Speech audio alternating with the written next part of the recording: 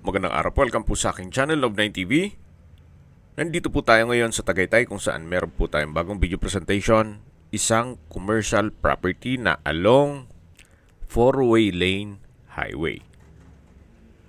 May sukat ng lupa po ito na 500 square meters at corner lot. Ito po'y titulado, buhay po ang may-ari kaya wala po kayong maging problema sa documentation o sa transfer ng title. Meron pong old structure pero wala na pong value dyan. Si owner is selling this property as lot only. Patag naman po ang lupa kaya usable po lahat.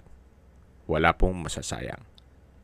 Sa mga naghahanap po ng maliit na sukat ng lupa na commercial property dito sa Tagaytay, ito na po yung hinahanap nyo. Kaya grab nyo na po ang opportunity. Ang full video presentation po ay mapapanood nyo sa aking main YouTube channel na Love9 TV Official. Reason for selling? Well, hindi na maasikaso nila owner, gawa ng nasa Amerika po sila. At binebenta po nila ito sa halagang 25,000 pesos per square meter net.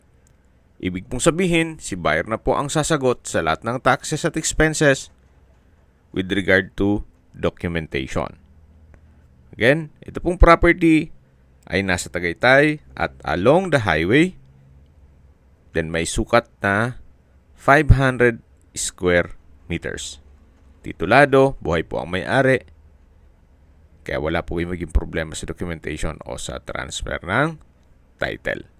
Kung may mga katanungan po kayo, tawag lang po kayo sa aking numero. Maraming salamat po.